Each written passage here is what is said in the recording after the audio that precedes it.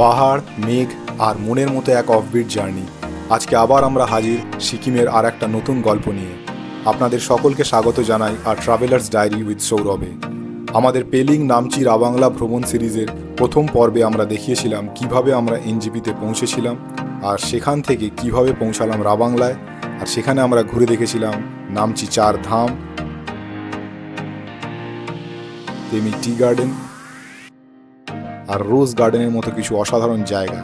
যদি আপনারা এখনও সেই পর্বটা দেখে না থাকেন তাহলে অবশ্যই ডেসক্রিপশনে লিঙ্ক দেওয়া থাকবে, গিয়ে দেখে নিতে পারেন। আর আজকের পর্বে আমি নিয়ে যাব আপনাদের সাউথ সিকিমের এমন একটা জায়গা যেখানে খুব কম মানুষ যায়। আজকে নিয়ে যাব আপনাদের সাউথ সিকিমের একটা হিডেন জেম, ছায়াতালে।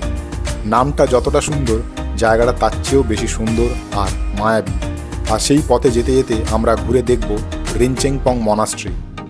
আর আজকের রাতটা আমরা কাটাবো ছায়াতালে। সেখানে আমরা কোন রিসর্টে থাকছি, সেটা কেমন, আর আশেপাশের লোকেশনটাই বা কতটা সুন্দর, সব কিছুই আজকে আপনাদের ঘুরিয়ে দেখাবো। আর তার সাথে আজকে আমরা একটু ঢুকে পড়ব ছায়াতালের গ্রামীণ জীবনের মধ্যেও।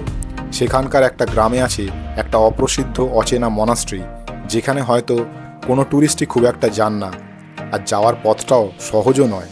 কিন্তু সেই কষ্টটাই সার্থক হয়ে যায় যখন দেখবেন প্রকৃতির কোলে একদম নিজের মতো করে শুধু গ্রামবাসীদের জন্যই শান্তভাবে দাঁড়িয়ে আছে এই জায়গাটা। সেই অজানা মনাস্ট্রিটাও আজ আপনাদের ঘুরিয়ে দেখাবো। তো চলুন বন্ধুরা, দেরি না করে বেরিয়ে পড়ি ছায়াতালের পথে। আজকে আমার পথের সঙ্গী আমার ফ্যামিলি আর আমার অফিস কলিগরা। তো চলুন ভিডিওটা শুরু করা যাক। তো সকাল সকাল ব্রেকফাস্ট করে আমরা বেরিয়ে পড়ি ছায়াতালের উদ্দেশ্যে। ওয়েদার কিন্তু খুব দারুণ ক্লিয়ার ছিল, কিন্তু দুর্ভাগ্যবশত আমার হাই ফিভার হওয়ার কারণে আমার এনার্জি লেভেল একটু ডাউন ছিল। কিন্তু তবু যাই হোক, ঘোরার নেশায় আমি সব কিছু বাধা অতিক্রম করে সকাল সকাল ব্রেকফাস্ট করে বেরিয়ে পড়ি।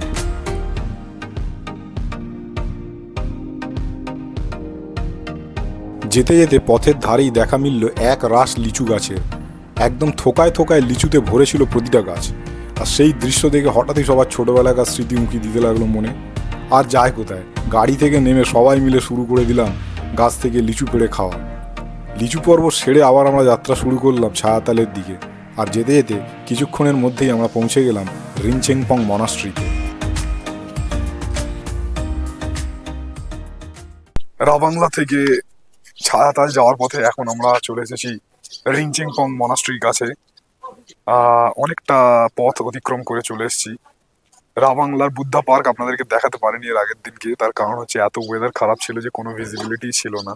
আর তার মধ্যে আমার গলার আওয়াজ শুনে আপনারা বুঝতেই পারছেন যে আমার শরীরের কন্ডিশন একদমই ভালো না, ভাইরাল ফিভার হয়েছে, প্রচন্ড কষ্ট পাচ্ছি। তবু যতটুকু শরীর সাথ দিচ্ছে সেই নিয়ে একটু ভিডিও করার চেষ্টা করছি। তো আমার পেছনে আছে রিনচেংপং মনাস্ট্রি এন্ট্রান্স গেট। তো চলুন ভেতরটা গিয়ে এবার আপনাদেরকে দেখাবো।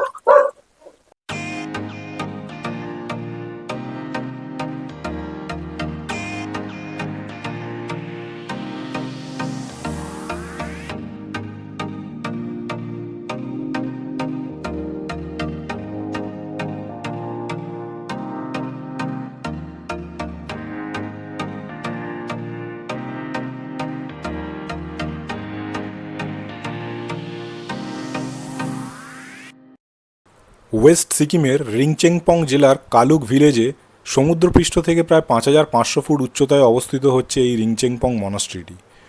1730 সালে নাদাকাপা লামা বা লামা সাংদাক দোর্জে এটি প্রতিষ্ঠা করেন।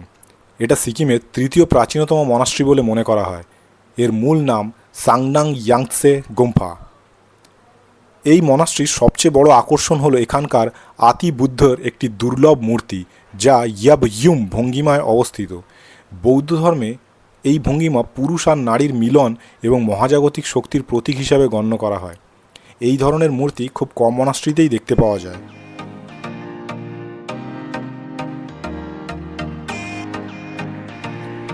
রিনচেংপং মনাস্ট্রি দেখার পর আমরা বেরিয়ে পড়ি ছায়াতালের পথে। এই ছায়াতাল যাওয়ার পথটা কিন্তু একটু অফ রোডিং টাইপের, কেননা এর রাস্তাটা খুব একটা ভালো কোনো জায়গাতেই নয়।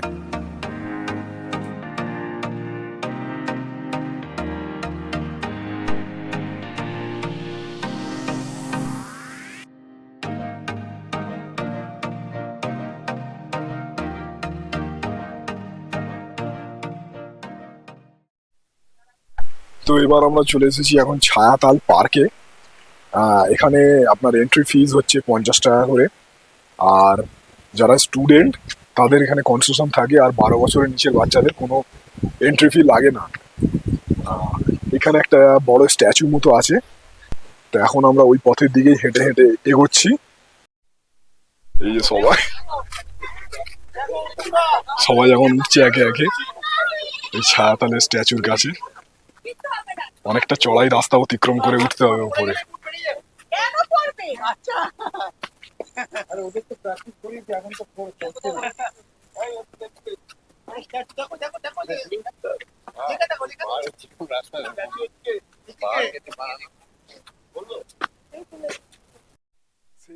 আমাদের গাড়ি ওই নিচ থেকে আমরা এখন ওপরে উঠে এলাম। অনেকটাই চড়াই রাস্তা, তবে আমি তো অনেকগুলো ট্রেকিং করেছি, তো এইটা সেরকম ভাবে কিছু নয়, কিন্তু আমার জ্বর হয়েছে প্রচন্ড, তাই এইটুকু উঠতে গিয়েই আমার প্রাণ বেরিয়ে যাচ্ছে।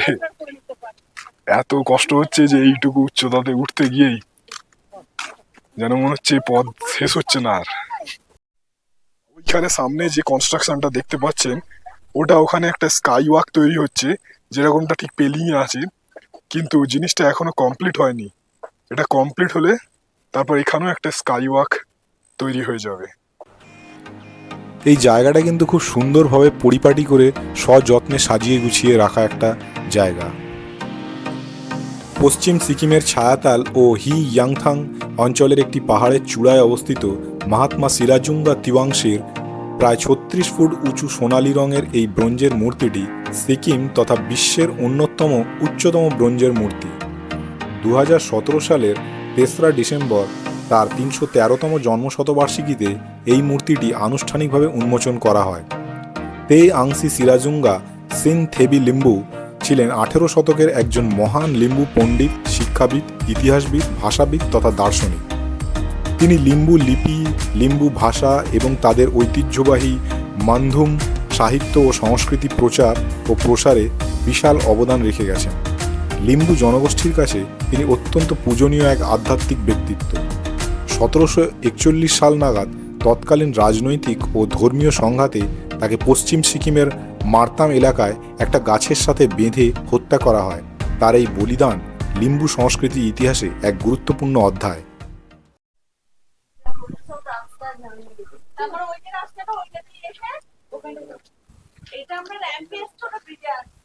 এইটা একটা স্কাই ওয়াক এখানে তৈরি হয়েছে, ঠিক যেমনটা পেলিং এ রয়েছে, কিন্তু এখন ওই স্কাই ওয়াকটা স্টার্ট হয়নি। এটা যখন স্টার্ট হয়ে যাবে, মানে ইউজ করার মতো, তখন এখানেও কিন্তু একটা স্কাই ওয়াক থাকবে, ঠিক যেমনটা পেলিং এ রয়েছে। তো আমরা এখন ছায়াতালে চলে এসেছি। ছায়াতালে আমরা আছি এখন প্যানোরামা হিলটপ রিসর্ট। তো রিসর্টটা কিরকম আপনাদেরকে ভেতর থেকে একবার দেখাই, আসুন। রিসর্টটাতে ঢুকেই প্রথমে আপনাকে একটুখানি সিঁড়ি দিয়ে বেশ খানিকটা পথ ওপরের দিকে উঠতে হবে। বয়স্ক মানুষ যাদের পায়ে ব্যথা, তাদের কিন্তু এই পথটুকু অতিক্রম করতে একটু কষ্ট হবে, কেননা একটু বেশ খাড়াই সিঁড়ি আছে। পথের মধ্যেই শুয়ে আছে এই কুকুরটা। ভাই, তুই আমাকে রাস্তা ছেড়ে দে বাবা, আর নইলে নিজে শান্ত হয়ে চুপ করে বসে থাক।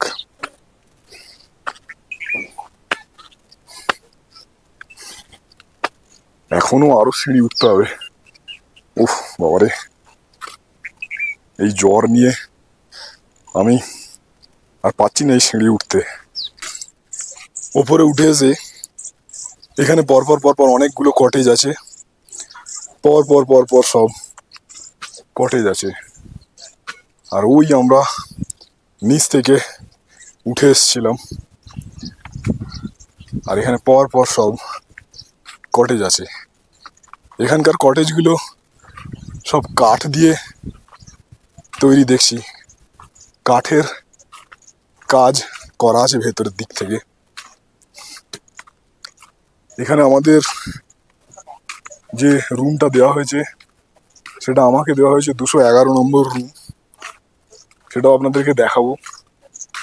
এখান থেকে দেখুন যে সামনে সুন্দর একটা পার্কের মতো খোলা জায়গা আছে, যেখানে বাচ্চারা খেলাধুলা করতে পারবে, মানুষজন এসে বসতে পারবে, গল্প গুজব করতে পারবে।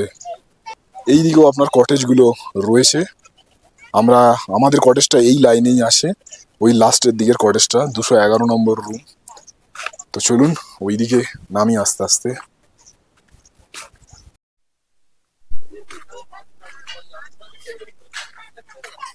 আর এখানে বনফায়ার করারও ব্যবস্থা রয়েছে, তবে আমরা এখানে বলেছিলাম বনফায়ার করার জন্য, কিন্তু বৃষ্টিতে কাঠ ভিজে গেছে বলে বনফায়ার এখানে করা হচ্ছে না এখন।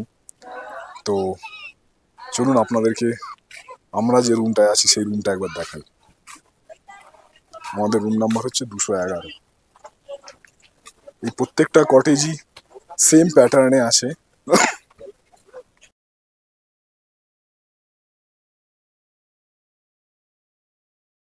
এখানে কাঠের সিঁড়ি দিয়ে উঠতে হবে।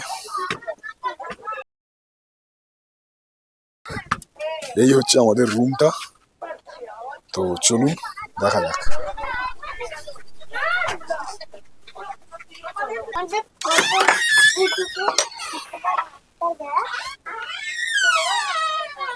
কাঠ আর দরমা দিয়ে তৈরি এই রুমটা খুবই সুন্দরভাবে সাজানো।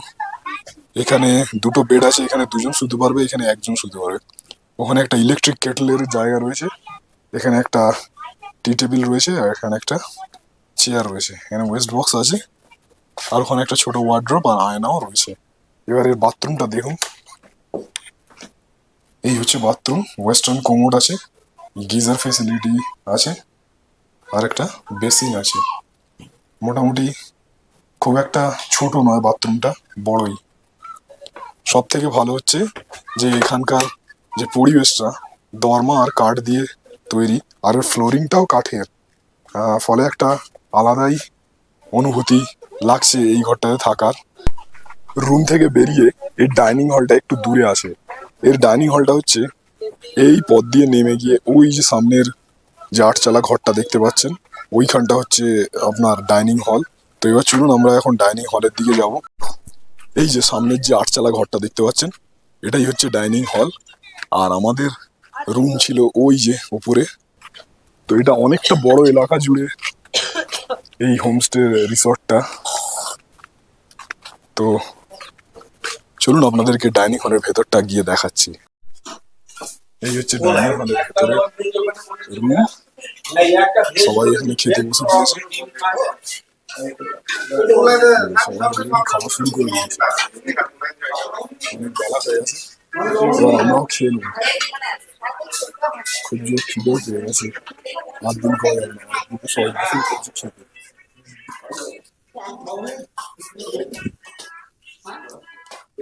এখানে ইনারা সবাই সার্ভ করে দিচ্ছে খাবার। জায়গাটা খুব সুন্দর। কি আছে? ये पहाड़ी होमस्टे তে যেমন হয় ভাত ডাল সবজি আন্ডা কারি, আচ্ছা, যেরকম রিমোট এরিয়ায় হয় সেরকমই নর্মাল খাবার। এখানে রান্নার কোয়ালিটি কিরকম? এখানে বললাম কোয়ালিটি ভালো, স্পেসিয়াস প্লেস, জায়গার পরিষ্কার। অ্যাটমসফিয়ারটা খুব সুন্দর। তো এখানকার রান্নার কোয়ালিটি কিন্তু রাওয়াংলার থেকে অনেক বেটার। আচ্ছা, দিদি এটা বললেন যে সবথেকে বড় হচ্ছে এখানকার বিহেভিয়ার। এর আগে যে হোমস্টেতে আমরা ছিলাম সেখানকার মানুষদের বিহেভিয়ার কিন্তু আমাদের মোটেই খুব একটা ভালো লাগেনি, আর তাদের রান্নার কোয়ালিটিও খুব একটা ভালো ছিল না। তুলনামূলকভাবে এখানকার রান্নার কোয়ালিটি ভালো। যাই হোক, আমরা সদ্য এখনো এসছি, আরো কিছুক্ষণ থাকলে তারপর এদের পরিষেবা দেখলে বোঝা যাবে যে কিরকম এখানে চলছে।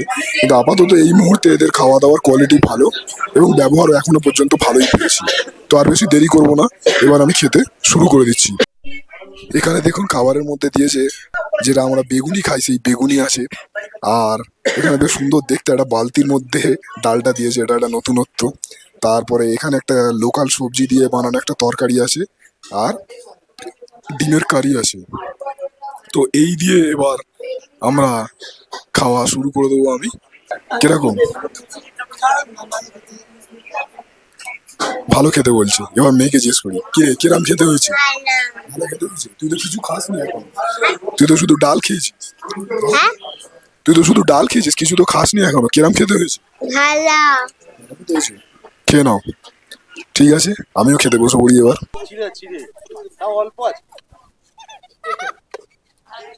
কিরে, কিরম লাগছে এখানে প্রত্যেকের? কেমন জায়গাটা? ভালো। তোর কেমন লাগছে? ভালো লাগছে? তুই বসে আছিস কেন? এখানে মাঠ আছে, খেয়াল একটু। একটু দৌড়াদৌড়ি কর। হ্যাঁ, ওই দিদিগুলো তোকে বসিয়ে রেখেছে।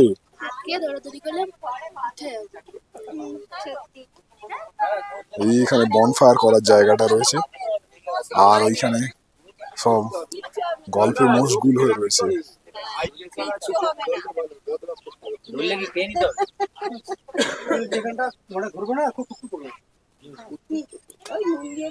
আমাদের তো এখানে এই যে খুলে গেছে না বলতা সামনে বলতা ঘরের মধ্যে বলতা কি উত্তমদা, কেমন লাগছে এখানে এখন? আমরা প্রকৃতির কোলে রয়েছি। গত যে এটা কোথায় লাগাবে? আচ্ছা, প্রকৃতির কোলে আমরা আছি, খুবই ভালো জায়গা। আগের থেকে তুলনামূলকভাবে আগের সঙ্গে তুলনা করলে খুবই ভালো জায়গা, কিন্তু এটা ওখানে যে মানুষের ব্যবহার, এখানের ব্যবহার দুটোর মধ্যে আকাশ পাতাল তফাৎ। এবং খাওয়ার রান্নাটাও প্রচণ্ড।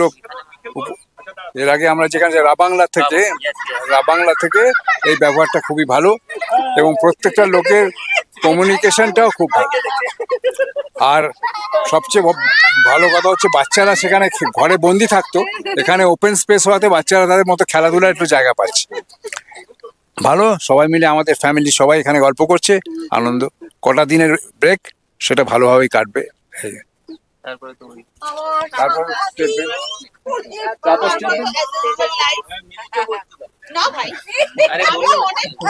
এই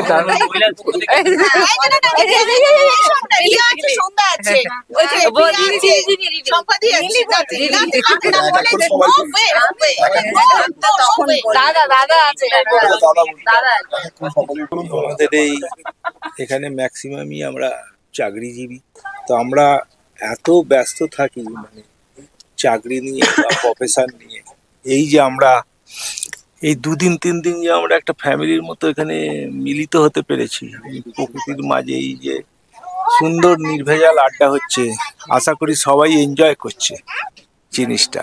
এই যে একটা প্রকৃতির মাঝখানে শান্ত পরিবেশে মানে খুবই ভালো লাগছে। আমাদের 2টো সদস্য গেছে এখন কাঠ খুঁজতে, বলছে বনফায়ার করবে। তো রিসর্টের লোক বলছে কাঠ ভিজে গেছে, বলছে না আমরা কাঠ জোগাড় করে আনছি। হ্যাঁ, আর একজন বলছে আমি মুরগি কিনতে যাচ্ছি। কোথায় থেকে আনবো এটা আমি বলে দেবো। কোথা থেকে আনবে? এইখানে তো অনেকগুলো কটেজ আছে, তো ওর সামনে আমরা দেখছি অনেকগুলো কাঠ লাগানো আছে, তো সবার থেকে এক একটা নিলে রাত্রিবেলা প্রায় হয়ে যাবে। আর আমাদের সুমিত ভাই আছে, সুমিত ভাই সবসময় লাইটার নিয়ে ঘোরে, তো রাত্রিবেলা মানে যেখানে সেখানে আগুন লাগিয়ে দিতে পারে। আর এনারা ওনাকে বললেন যে বনফায়ার করবো, তো আমাকে জিজ্ঞেস করছে কি বনে আগ লাগাতে হবে? না না, ওটা নয়। তারপর আমি বলে দিলাম, বড়কে বললাম যে আপনি ওকে বাংলা এক্সপ্লেন করবেন বনফায়ারের মানেটা কি, নাহলে ও একটু কম বোঝে, হয়তো রাত্রিবেলা দেখা গেছে কোনো দিক থেকে জঙ্গলে আগ লাগিয়ে দিয়েছে। বলো না এবার খেলতে এবার খেলা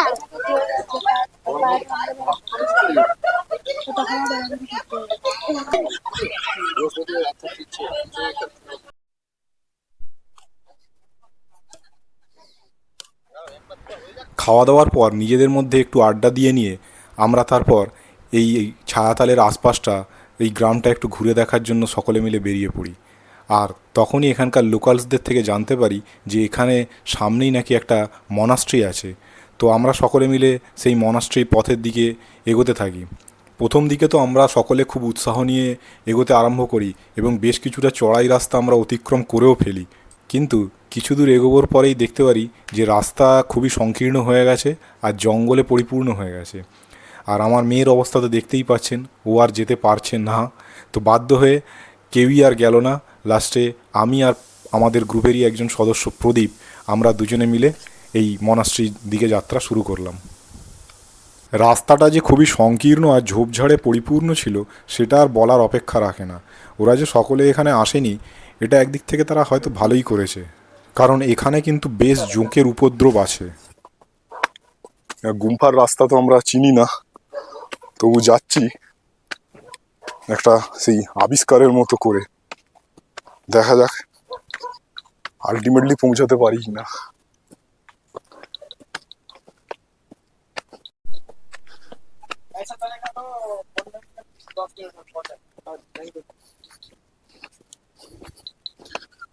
গুম্ফার রাস্তা কিন্তু অনেক চড়াইয়ের রাস্তা, আমরা যাচ্ছি।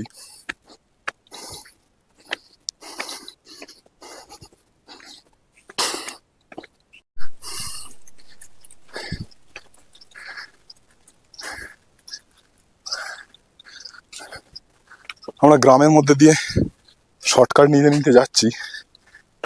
এই পথে উপরে হচ্ছে গুম্ফা, বাই রোড যেতে গেলে অনেকটা যেতে হয়, তো আমরা গ্রামের ভেতর দিয়ে চলেছি আপনার গুম্ফার দিকে। অ্যাকচুয়ালি বাই রোড এই গুম্ফাটাতে যাওয়া যায় না। গাড়ি করে আপনি খানিকটা দূর তো আসতে পারেন, তবে বেশিরভাগ রাস্তাটাই আপনাকে পায়ে হেঁটে কভার করতে হবে, কারণ রাস্তা একটা পর্যায়ের পর এসে শেষ হয়ে গেছে পুরো। আর ভিজে স্যাঁতস্যাঁতে জঙ্গলে পরিপূর্ণ রাস্তা হওয়ার কারণে এখানে কিন্তু জোঁকের বেশ উপদ্রব আছে। এই পথটা অতিক্রম করার সময় কিন্তু আমার পায়ে দুখানা জোঁক ধরেছিল, কিন্তু ঘটনার আকস্মিকতা আমি আর ভিডিও করতে পারিনি, সেই জন্য দেখাতে পারলাম না। আমরা এখন এই রোডের কাজ অবধি এসছি। এরপর এখান থেকে কোন দিকে যেতে হবে রাস্তাটা বুঝে উঠতে পারছি না। তো একজন বলছে এই সিঁড়িটা দিয়ে উঠে যেতে হবে, তো উঠছি। এটা কিন্তু বেশ চড়াই রাস্তা আছে।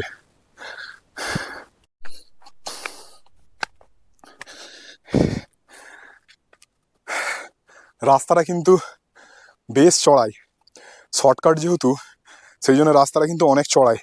বাই রোডে আসতে গেলে অনেকটাই সময় লাগে। তো যাই হোক, এটা একটা অ্যাডভেঞ্চার হচ্ছে, জঙ্গলের মধ্যে দিয়ে পায়ে হেঁটে যাচ্ছি। একটু চড়াই, তো চড়াইতে হাঁটা তো আমাদের অভ্যাস আছে। তো চলুন যাই।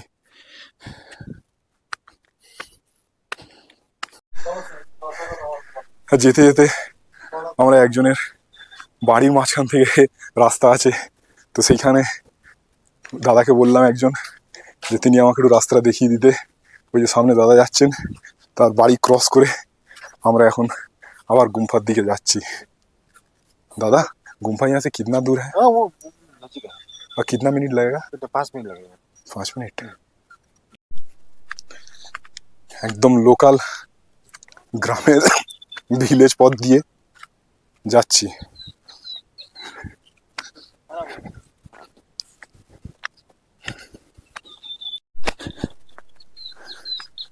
তো আমরা এখন চলেই এসেছি প্রায় প্রায় গুম্ফার কাছে। ওই যে সামনে দেখা যাচ্ছে ওটাই হচ্ছে গুম্ফা। তো আলটিমেটলি আমরা পথ খুঁজে খুঁজে ঠিক চলেই এসেছি। আমি আর প্রদীপ দুজনে মিলে এসেছি। তো আলটিমেটলি আমাদের মিশন সাকসেসফুল। আমরা ওই পথ দিয়ে এসেছি, আরও অনেক নিচ থেকে এসেছি আমরা, অনেক চড়াই রাস্তা ছিল। আর এই সামনে গুম্ফা চলে এসেছে।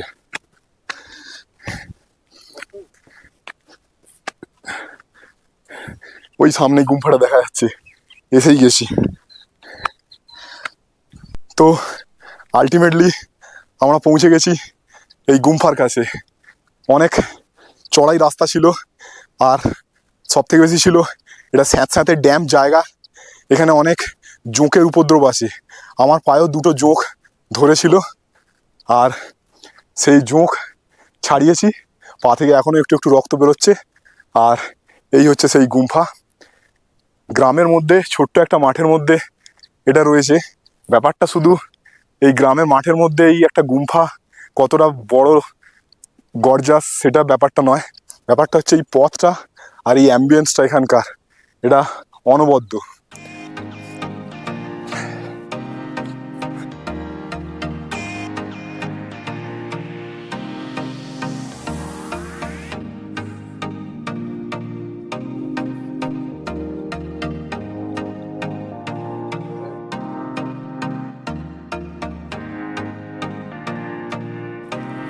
সেই দিন রাত্রে রিসর্টে মাংস দিয়ে রুটি খেয়ে আমাদের সেই দিনের যাত্রা আপাতত শেষ হয়। পরের দিন সকালবেলা আমরা বেরিয়ে পড়ি রাবদেনজি রুইন্স দেখার জন্য। সেখানে আমরা সকলে ট্রেকিং করে রাবদেনজি রুইন্সে পৌঁছাই, আর তারপরে আমরা চলে যাই পেলিংয়ে স্কাই ওয়াক দেখার জন্য। সেই সব ভিডিও নিয়ে আপনাদের কাছে আসবো আগামী পর্বে। ততদিন ভালো থাকুন, সুস্থ থাকুন, আর দেখতে থাকুন আর ট্রাভেলার্স ডায়েরি উইথ সৌরভ। ধন্যবাদ।